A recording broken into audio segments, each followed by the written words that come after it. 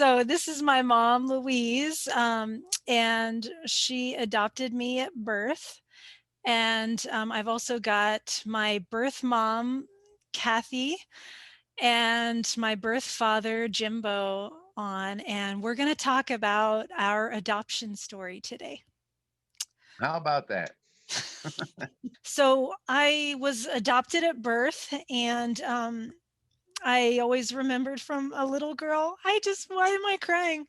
So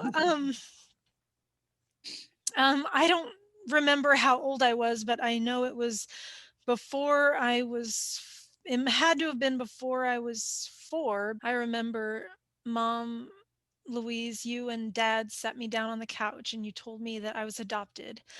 And you told me what that meant, and um, that I had other parents out there somewhere that you hoped that I'd get a chance to meet someday. And I'm just so thankful that I got to meet you guys, Kathy and Jimbo. And um, anyway, like I always wondered who my biological parents were. And then when I was about 15, I got to find out. Kathy had been searching for me and she found me, and then when I was a young adult, I don't remember how old I was, maybe 26 or 27, and I started searching for Jimbo and I found him, and we've been connected since then. Where should we go from here? I guess I'll let Kathy, I'll let you kind of start, and then after that, Jimbo, why don't you tell your part of the story, and then Louise, you can talk about your part of the story. Does that sound good? Great. Sure. Yeah. Okay. Okay. um, well, so I had been a Christian a short while, and I was planning on going to college, but before I went to college, I was uh, trying to find something to do for the summer, and came across this organization called the Barnabas House. And I actually have a pamphlet. I was looking through um, my journals. Oh, she's got the picture. She's got it. I have a little pamphlet. Yours is more probably when we were there. It's probably more contemporary. I gave Jenny all the pictures I had, except for one pamphlet. Um, but so anyway, I signed up to be a part of the Barnabas House and met Jim there. And this feels a little surreal right now. Met Jim there, and Jim was one of the most flamboyant straight men I ever met because he wore colorful clothes and he was a professional clown and magician. And we started a relationship and um, spent a lot of time together. And when I went to college, he went to clown college. And it was like I went to visit him from college when he was graduating from clown college. And that's when I got pregnant. Immaculate connection there. Yeah, not quite. But I came back to school, and um, I think about during the time that we were at Barnabas House, and I feel like I was not thinking about the future. I feel like I was living in the moment. I wasn't thinking about, the impact of that time there. So when I went to school and then we were together, it was like I really wasn't thinking about future. I really wasn't.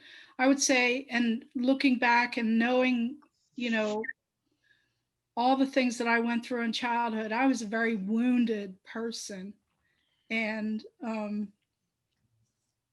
had a lot of growing to do. So when I went to Geneva, then and I got pregnant, I um, well, it's kind of stunning for me to think about where I was emotionally back then. So I didn't feel like we could have a future together. I felt like you were just so young. You were just so young, and I was young, and I remember that you wanted to get married, or you offered to marry me, and I said no, because I just felt like you were just so young. And I think I also felt like this is something I just have to deal with myself.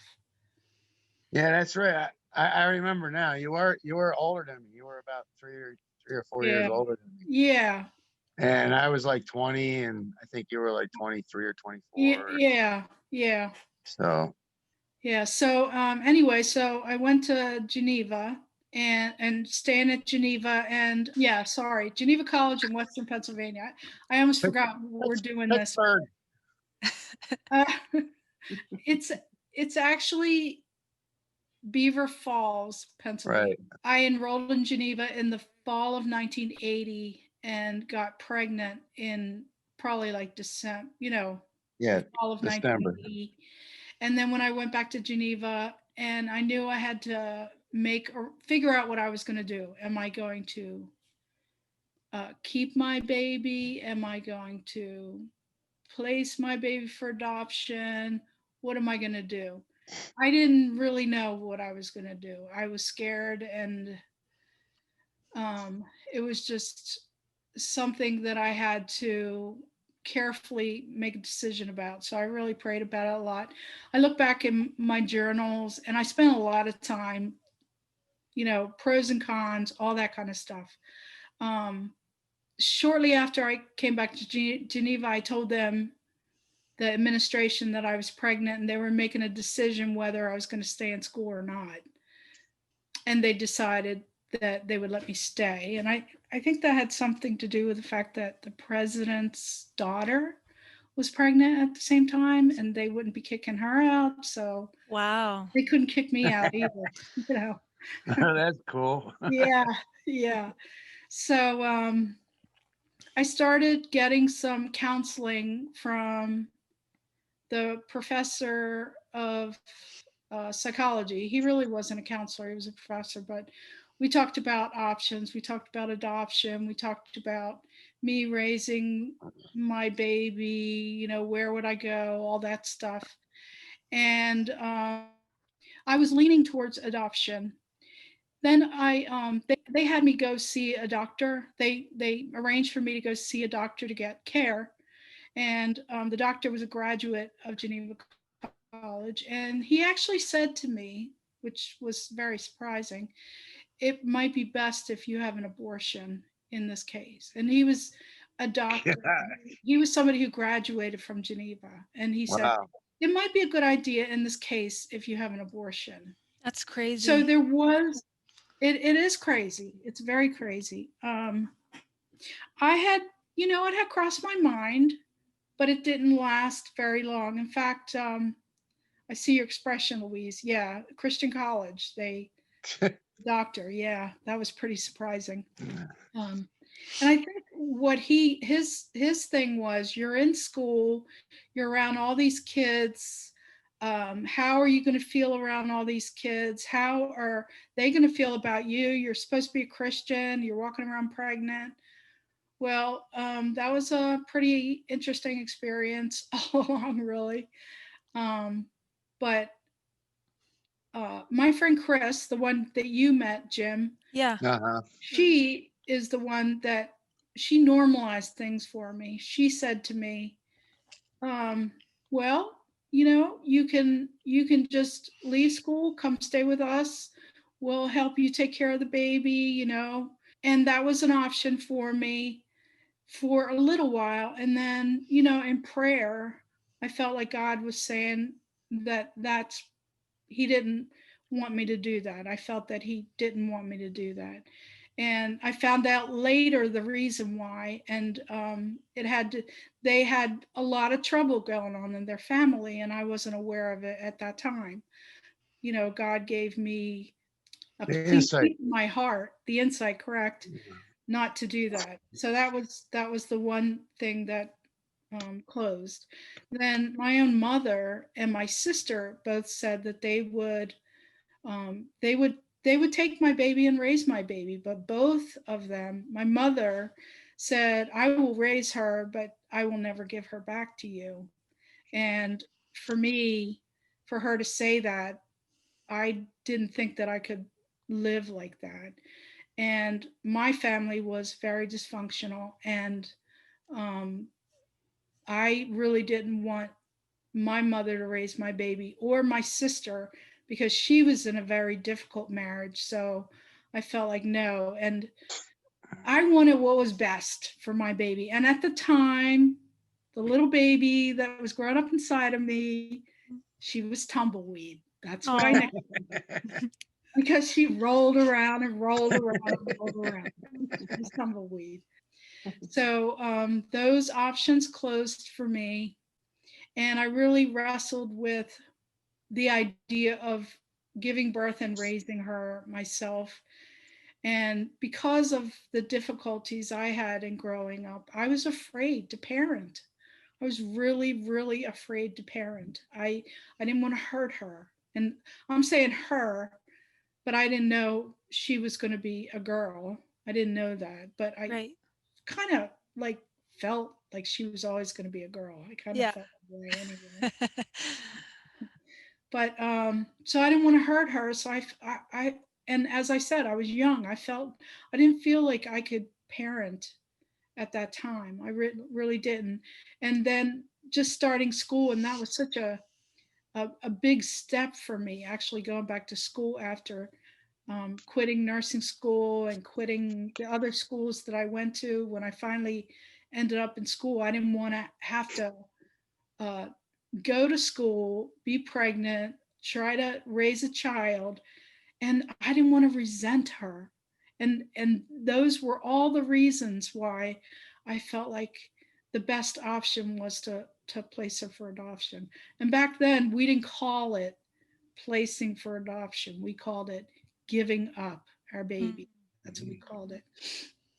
And there was so I wrestled with all of that, and I was leaning towards adoption. And Dr. Van Brogen, who was the professor that was kind of my contact, he was a contact at Geneva. There, I was surrounded by Geneva people that were supporting me. It was Dr. Van Brogen who supported me.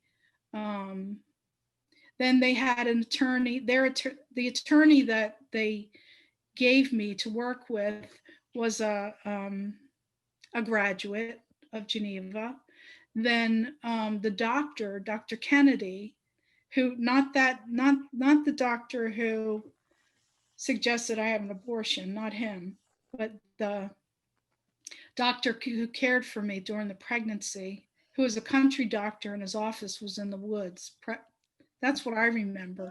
And his Wow. office was in like the woods, in his house, actually. So Dr. Kennedy, he was an older guy, and he was a graduate of Geneva, a really kind man. Then there were families who looked out for me.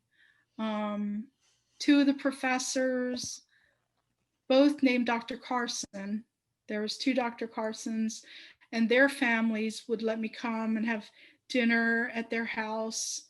And then the other Dr. Carson, his daughter and son-in-law, they kind of adopted me, and I would have hang out with them and have dinner at their house.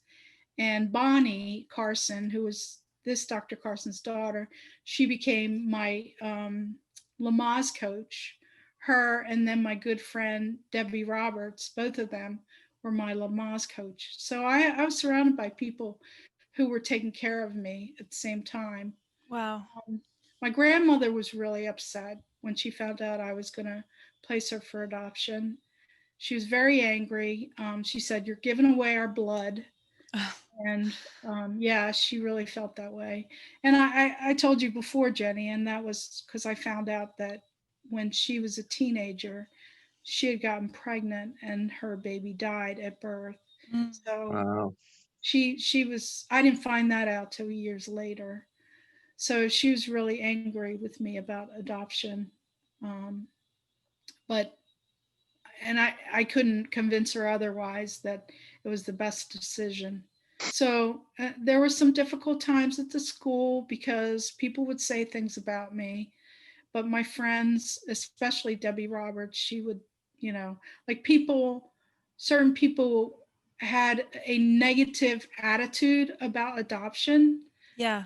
You know, they would like Debbie overheard people in the library saying, "Oh, she doesn't want the baby," you know, Oh my giving the goodness. baby away. She doesn't want the baby. And Debbie would, you know, she would call them on what they're saying. Wow.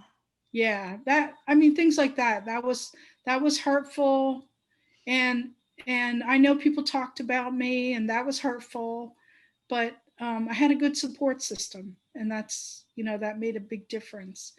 And you know, Dr. Van Brogen, he told me early on. He said, you know, we know of some families that are looking to adopt.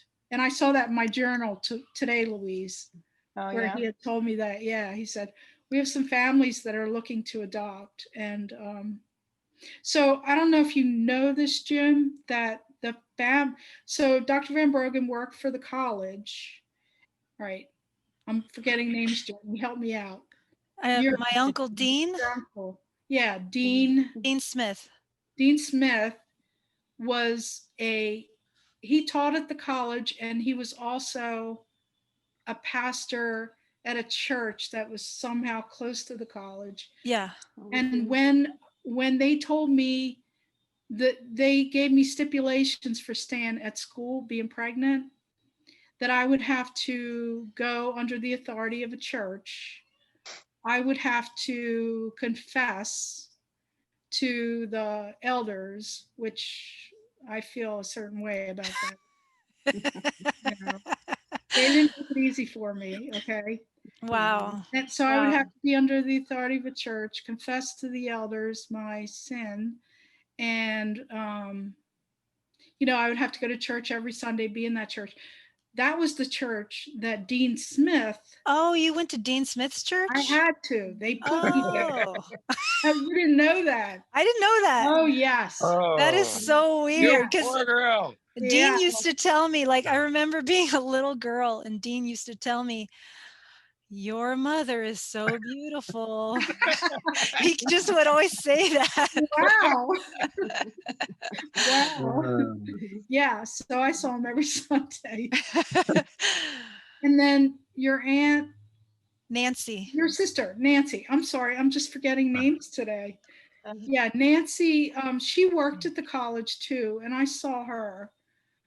She was very kind. She was very kind to me. All the people, all the adults at Geneva were very kind to me. They really were. Okay, so summertime's coming. You and I talked on the phone once, Jim. right. Maybe once or I was twice. on the road. I think I was on the road in the circus, Yes. and Yeah. I got these forms in the mail, and I had to fill them out, sign them, and get them notarized or whatever, and send it back. And so yeah, it was rough. It was rough. Yeah. I felt really bad for you because I took the decision away from you in a sense. I mean, But I was like, well, I'm just starting my goal, my dream was to be a clown with the Ringling Brothers Circus. So, you know, and then here you are pregnant, and I thought, well, I don't know. I guess she decided for me, and this is the best decision. And you know, I was a born again Christian and believer, so I thought, okay, well, it's in Lord's hands. You know, He's going to find somebody a good home, and I got a message, you know, saying, hey, I had the baby. yeah. Her name was Sarah. So for 20 years, 20 some years, everybody I ran into was Sarah. I was Yeah. like, How old are you? Where do you live? Yeah. Yeah. I just wanted to say again, Geneva people took care of me. Um, Dr. Patton and Peyton. She let me stay at her house. I did house cleaning for her. She let me stay in her house. Um, and while I was pregnant, and then I actually went into labor when I was at her house. And then Bonnie's husband, Rick, he drove me to Dr. Kennedy's house when I went into labor. And it was a very long labor. I don't know if I told you that, but it was very, very long. When she was born, I was exhausted, really exhausted, but they handed her to me to hold, and she was so tiny with her her hair was dark when she was born. It was dark, and they put her on my stomach, and she curled her little finger around my finger, and Oh. she wasn't she wasn't real, noisy. She didn't scream or anything. She was kind of mild as a child, as a baby, little baby born. And they told me, said, they're going to clean her up, and then if I wanted to hold her again, I could. But after they cleaned her up, I was exhausted, and it all hit me what I was doing. So I said, no, that's okay. It's okay. I wasn't going to hold her again. And I'll tell you, that night, I wanted to die. I'm sorry. I did. I wanted to die. But I felt a really strong presence of the Holy Spirit come over me, and I felt like God was saying to me, you have more life to live. It was really hard after that because it was this traumatic event that occurred. I was pregnant. Now I'm not pregnant. I go back to school. Everybody's living their life. And I can't, I'm grieving inside. So that was really, really hard at that time.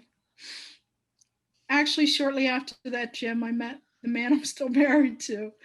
Um, I had no desire to be with a man at all. I mean, I pretty much was like, no, God, no, no, I don't want that. But we ended up getting married a year later, and we're still married. So it was in God's plan. Wow. The hardest part, and another hard part, and I talked to them about this, was when I had to go to court and give up parental rights. And either the attorney never, if they never informed me that I had a year to change my mind. I don't Oh remember wow. them ever Wow. telling me that, Wow, that really. Wow. which you did too, Jim. You Yeah. had a year. Wow. They never told us Oh my this. goodness. So when I went to court to give up parental rights, the judge, he was, I wrote all this down, but I don't have it in front of me, but he was very kind, and he said to me, do you understand that this means that according to the law, or based on the law, you're not, they will never recognize that you had a child. Like, you're giving up your parental rights, so it's as if you never had a child. Wow. And I The don't know way that they they would worded say that. that. They were like that back then. Yeah. Today it's different. It's different. So I have in my journals, years go by, and I'm marking, and I know you probably did this, Jim. I'm marking how old my baby is, how old Right. Wow. Sarah is every year. You know, all the grieving that comes every time it comes close to her birthday, all that comes along. And then I end up doing casework for an adoption agency. Um, I, this is years later, I become a contract worker and I'm doing child profiles. I'm interviewing adopted parents, doing that kind Wow. of work. And the woman who works with me is a she one of her assets is she's a search agent. So if you come to her, she'll help you find your birth parents, or if you're looking for the child you placed for adoption, she'll help you find your child. And she said, I'm going to look for your child. And I was like, no, no, I don't want you to do that. I don't want to interfere with her life. You know, she Uh, lived a life. I don't want to interfere with her life. I don't want you to do this. Well, she did it anyway. And You so she graduated. came really close. She said she was adopted by someone at Geneva, from Geneva College, someone who had a relative from Geneva College, and she probably lives in the Midwest. She told me that. wow. Wow. She figured that out because Wow. she was That's that awesome. good.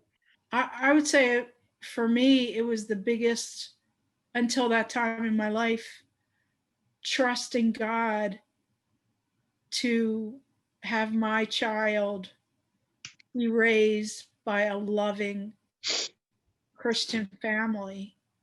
That was an act of faith, Mm. you know. And you said the same thing, Jim, Right. where you trusted God that she would be with a loving Christian family. That was good. That was awesome, man. Luis, thank you. Yeah, Thank yeah. You you. Thank are here you. with us today. I know he Um, is. I it's remember when I first talked to Jenny the first time Yeah. when we communicated, and I realized, oh my goodness, she's a Christian and she's a strong Christian. Yeah. The Isn't that family is a strong Christian family. I was like, I was so happy, you know, I was just so yeah. happy.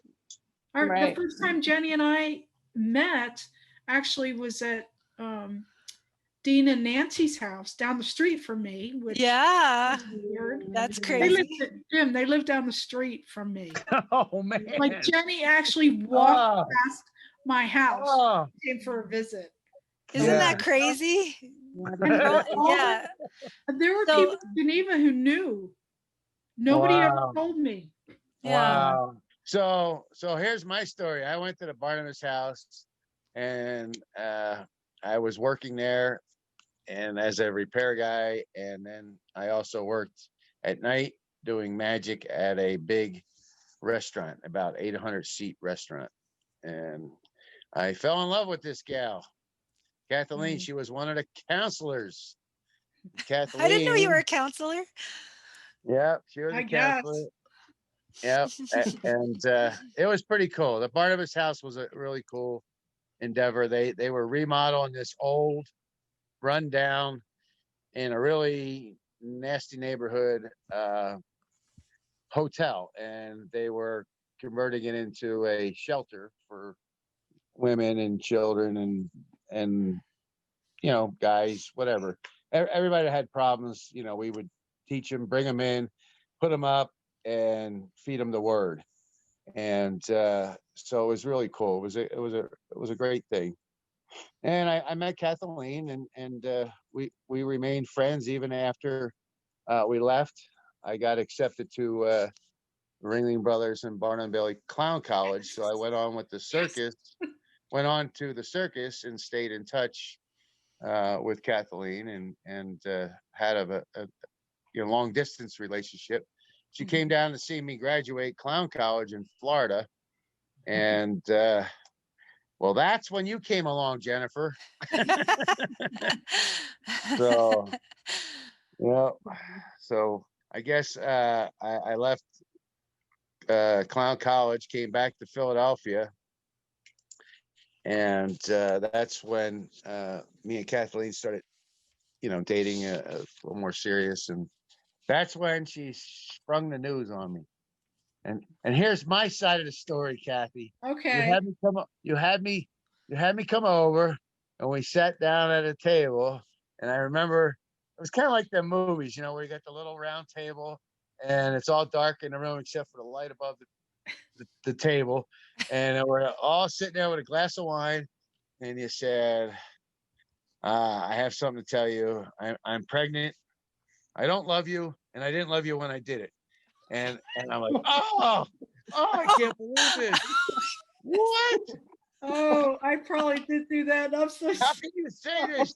You ruined my life, she said. You ruined my life. I said, how did I Oh ruin my my life? goodness. Oh. Brutality. I'm so Oh. sorry. So, Oh, well, I'm at a Christian college and now I'm pregnant. I'm like, oh man. All right, should I just wow. leave? Should I just leave now? Oh my goodness. So, Oh my so, goodness. so I I'm think so that was like the embarrassed. last time. I think that was really like the last time that we really talked. Yeah. And then I got the papers in the mail. And I'm like, oh, okay. All right. Well, I think, I don't know, maybe we did talk We and you did. We talked decided, on the phone a couple times. yeah. And then we were going to decide, yeah, I'm going to put it up for adoption.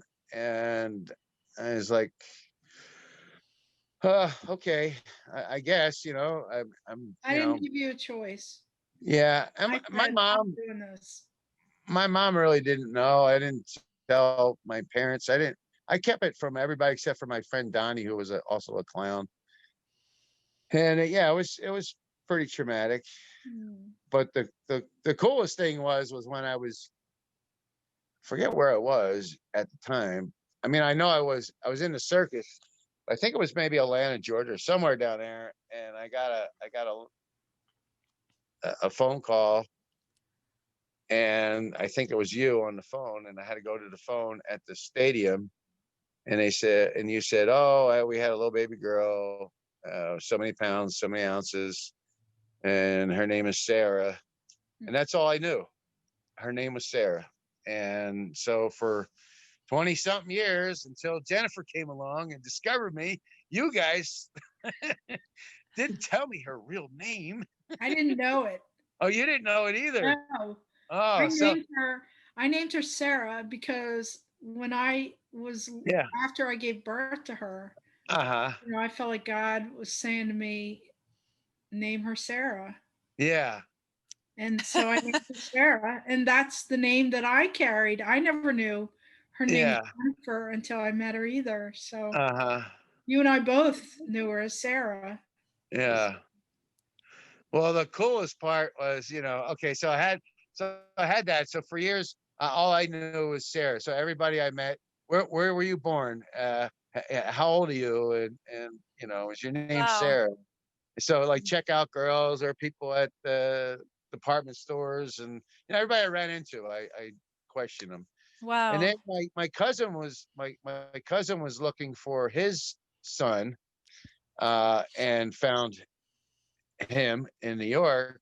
Wow. So I was going through trying to find it through an agency thing, trying to do Oh, that, and it wasn't working because I didn't have any real details. And Wow. so I just gave it up, and I said, so, well, whatever.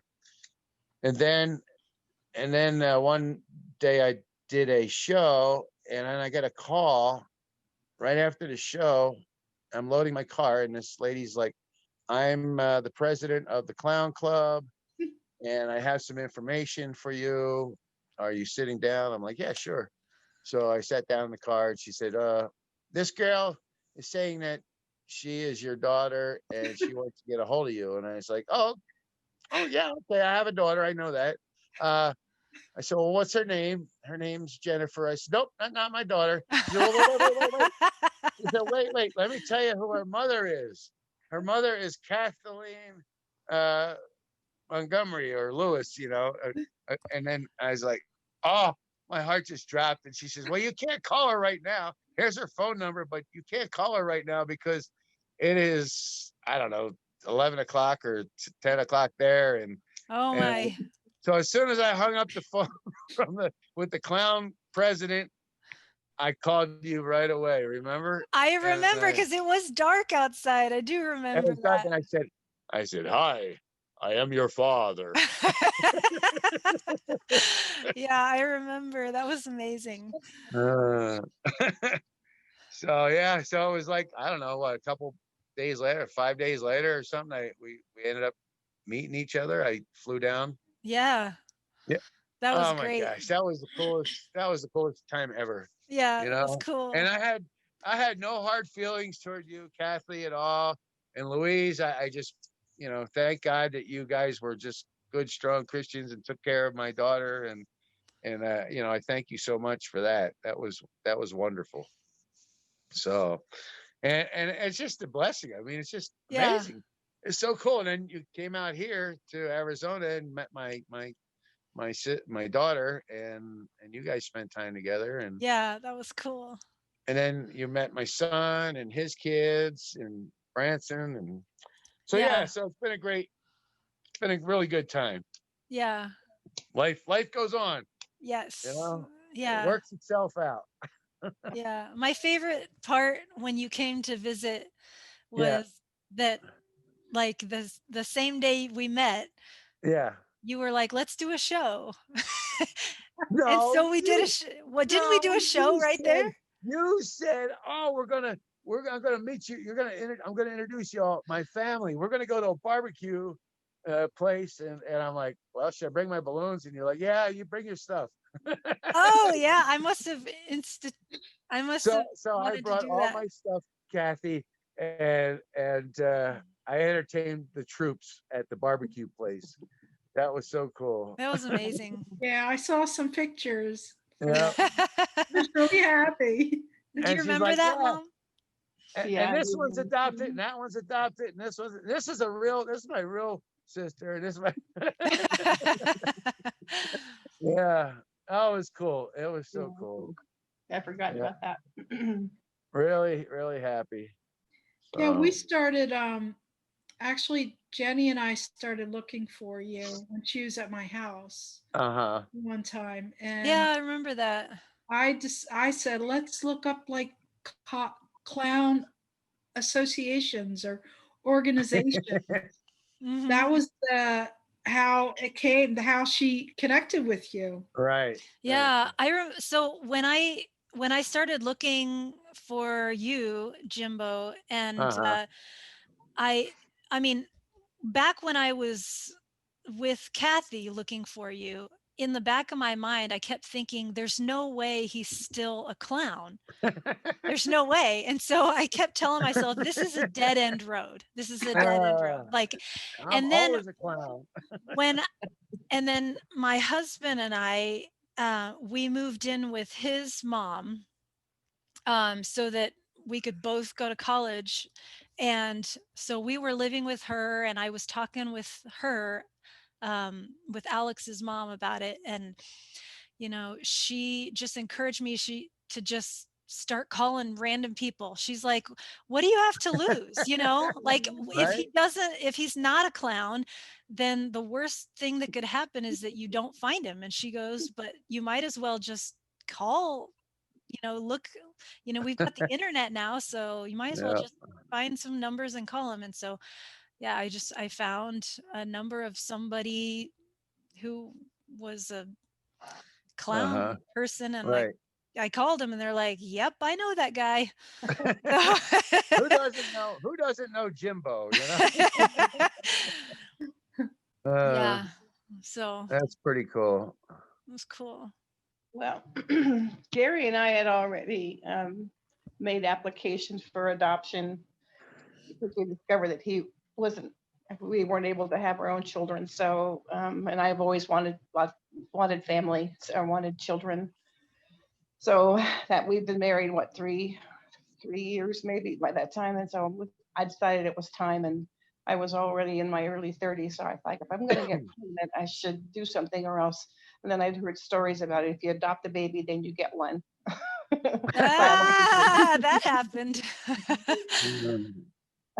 So I get Gary wasn't real thrilled with the idea of raising someone else's child, but that was his own confidence in himself as a father. And but I must say, I think Jennifer was the one that brought him out of his shell and helped him become the dad that he was meant to be. Wow, that's so cool. It is cool. Yeah, he loved her. He, loved her, encouraged her in her music, bought her first guitar and all that stuff. But anyway, um, That's yeah, awesome. it was awesome to be able to.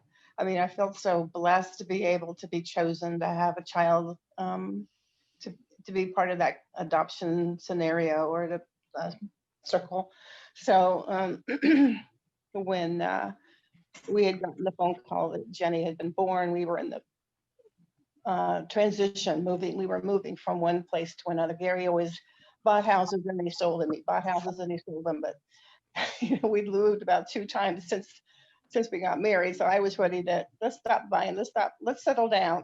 So, but we were getting ready to move, and then as we discovered that, or we were during that beginning of that process of moving, heard that we were selected to be Jenny's parents, and that she would be born probably the middle of August, but that was different. It had to be the beginning of August. Yeah, we made that transition. Gary went through the home study, which was very difficult for him because he was always felt like he was being judged, and but it helped him put his feelings out there, and I think he was a great dad as far as um, you know loving Jenny and taking care of her, and um, because of his own issues of being accepted as a family member or as a child, it kind of came out of him. It came through him, and then he became the better dad, better person.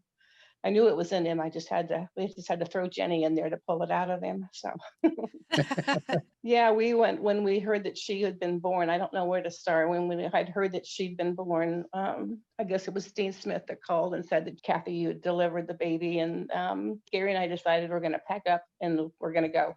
And that was exactly the same week that we were moving. So we moved our things into the new house, and then directly left for Pennsylvania. So Wow, that's um, exciting.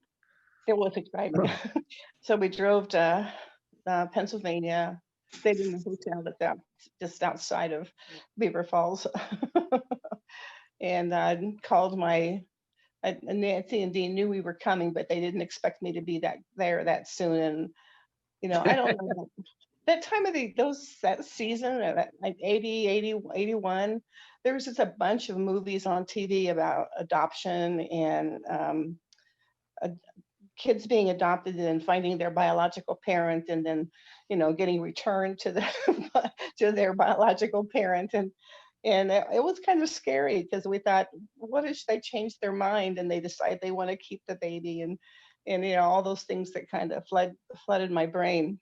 um, but anyway, we connected and we made the trip out to pick her up, and I guess technically we weren't supposed to bring her home with us at that time, but because so anyway, when we talked to the attorney and everything, and I guess it got approved that we could to bring her back to Kansas. We had made the promise that we bring her back in the 6 months to finalize the adoption, and yeah, they were going to come get us if we didn't do that. So we made that trip, and we brought her home, and then we had to come back 6 months later to finalize the adoption. So we were really, I guess my brother-in-law felt like we were trustworthy people, and he knew how to get a hold of us and that kind of stuff, so we could um, finalize the adoption.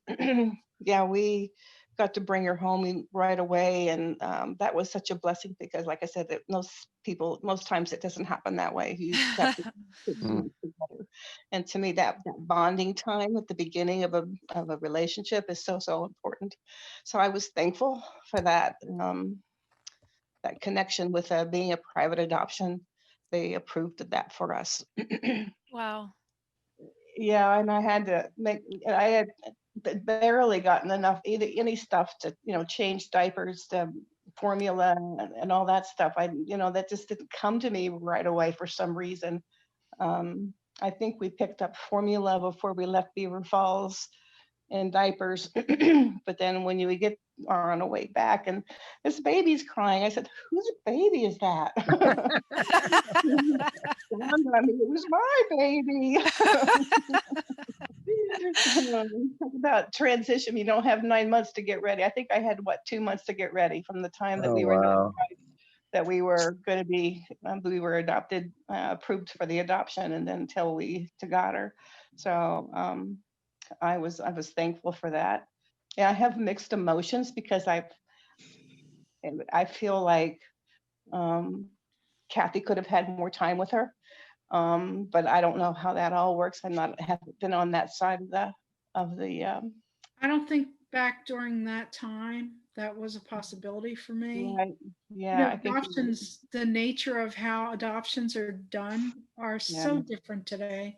And yeah. even during the 90s, when I was a caseworker for an Uh-huh. adoption agency where they exchanged letters and pictures and stuff, we Mhm. didn't have that back then. Mhm. That Right, was right.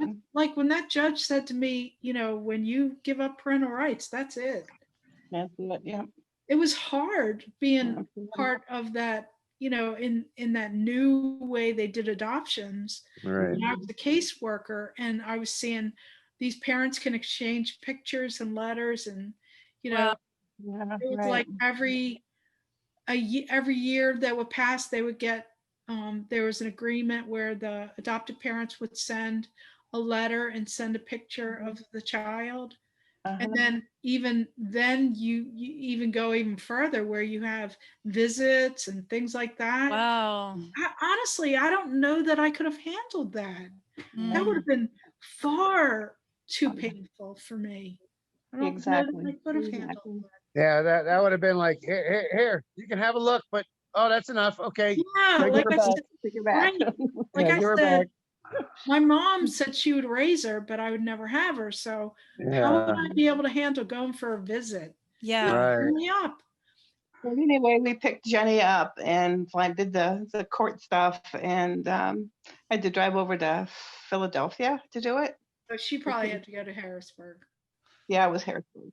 So anyway, we got that signature, and then we got in the car and headed. Like I said, we stopped at the hotel on the way back, and actually I borrowed my parents' car, and it was like a Buick or something. So we left the pickup truck and my parents in Iowa, and then we drove their car to Pennsylvania. So that worked. That's how that worked. I remember now. But so we did that. Got stuff for the formula and the bottles and stuff like that. On the way back, stopped at a hotel. We went immediately to my parents' home in Iowa so we could get the pickup back, and they dropped their car off. So, so Wow. I guess they thought it was better for me to pick up a new baby in a car rather than a pickup. So anyway, so Jenny got to meet all the family members at that particular time. They were all waiting for us at the farm in Iowa when we came back, and that was pretty exciting and overwhelming. Um, I remember getting um, questioned by one of my sister-in-laws about how did that happen? How did that go? But we recovered from that. Came back to Lawrence and had got to set up the new house for where we were going to be. And yeah, everybody was really excited and very supportive in my church and my close circle of friends. And um, at one point I looked back and I thought, you know, how Kathy would be feeling. At that point, I didn't know what her name was. I just kind of felt like that. I felt her heart was hurting, and I didn't know how to do that except for just to pray for her and to give her comfort. And eventually, and like I said, we were watching all these movies about adoption and stuff, and I thought, well, maybe one day we'll get to meet her. And there is no way that I'm going to withhold a relationship with her biological mom from her, from Jenny. So that was always my goal. It wasn't my prize or our prize. It was a prize that was jointly done together. Wow. So um, God's been good, and I'm thankful for the relationship that we've been able to develop with Kathy and Jimbo. Um, but felt, I guess, a little bit of guilt, but yet I felt blessed and honored that we got to be picked. And I know there were other couples that were considered in the process, and I was thankful for the outcome. And I'm sure the team that just made that decision were all in prayer about it together, and that's what made it so awesome, is to know that they all prayed together about the placement for this child. So I was very thankful for that. I think I always felt like at the beginning that I could never, if there would be a time when Jenny wanted to meet her biological parents, that how dare I not allow that to happen? I mean, unless they were really bad people. I mean, the clown was a little on the edge there, so I don't know. A clown, he's a clown. So yeah, it was. I was really thankful for the opportunity to not only get to know you guys, but also to allow you to be able to get to know your child. And that was a blessing. It was a blessing to me as well. For Jim, I mean, I remember making my initial contact was I didn't expect anything more. I just Right. figured because I was in that working for that adoption agency, I figured if Jenny's anything like me, she's going to want to know everything about what happened and why and all that stuff. So that's why I sent the pictures and the letters and all that. Oh, that's so cool. And I just it was a matter of give her the information that she needs, but I never in my heart thought this was actually I was going to actually having a relationship with her, become a part of her life. I never expected that, and it was just such a blessing, and now I think about the fact that I had when I was in Philadelphia choosing where to go to college, it was between Geneva and Messiah, and I picked Geneva. And that's interesting because that's where the connection is. It wouldn't have been if I went to Messiah. Right. There would have been other people, and maybe those other people would not have, of course, it would have been a whole different scenario, but right. God's putting the puzzle pieces together in the big picture of where we each belong, and being a part of Jenny's life and each other's. And I have to say, as a parent, with Leah was born in 83, and Nathaniel was born in 85. And it wasn't until I reconnected with Jenny that I felt like I deserved to be a parent. It was weird. It was like once I reconnected with Jenny, I felt like something changed where I didn't feel unworthy. So I guess I carried a lot of shame inside of me, a sense of like I didn't deserve to be a parent. But after connecting, it changed everything. It really did. I felt the freedom to parent, and it was pretty amazing. Didn't even know that stuff was there. It's when you look at the picture of Christ into his family, kind of how I related it, as far as how dare I not let someone be a sibling or a parent or connected to a family unit. If I'm a true Christian and I believe in God's sovereignty, unless you were all very abusive people and you had records on your your history, then it would have been a different scenario. But you are all very kind people and very loving people, and willingness to give up a child. That's just an overwhelming feeling. I can't imagine what that would be like. So I'm just eternally grateful for all the loving support and the continued support that you guys all give to Jenny and to the family. I love Kathy's kiddos and like they were like my nieces and nephews. Yeah. Yeah. Do you remember when you were at my house when it was Mike and my anniversary and the part that you played in that? Yeah, I do. It was our 25th anniversary. Wow. To be honest, we were going through some difficult times.